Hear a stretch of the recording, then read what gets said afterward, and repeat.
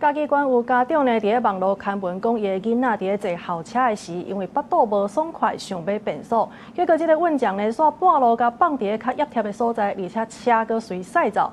家長是認為講，這學校應該就要有應變的流程，無應該放一個這個國中的查某囡仔甲放佇咧路邊。若真出代誌，安尼到底是誰要來負責？嘉義縣的加54鄉道，連接六家鄉甲新港鄉，平常時啊會為遮過車無幾台。嘉義縣有各種外包的校車，就是予身體無爽快的學生囡仔家己佇遮來落車，車隨駛走，家長是事後家己找着囡仔才轉去厝。這毋但引起家長的不滿，嘛佇網絡社群平台來發文，希望相關單位會當重視。家長咧講這遮足危險的，無人啦。你唔知？這好高要無誒？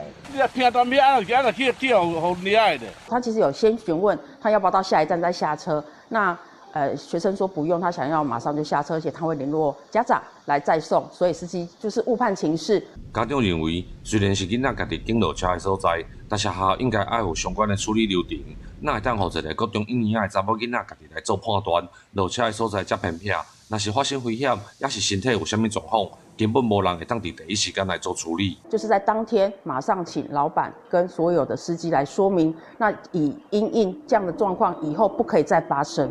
那我們也會進行後續的相關的 SOP 流程。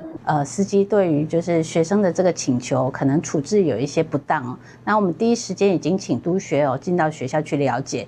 那針對廠商哦，如果有一些疏失的部分，也會進行追究責任。嘉義縣教育處表示，學校第一時間就向家長來回實例，嘛有針對所有司機做相關的教育。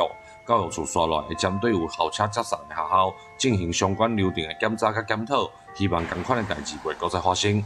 記者林慧婷，嘉義報道。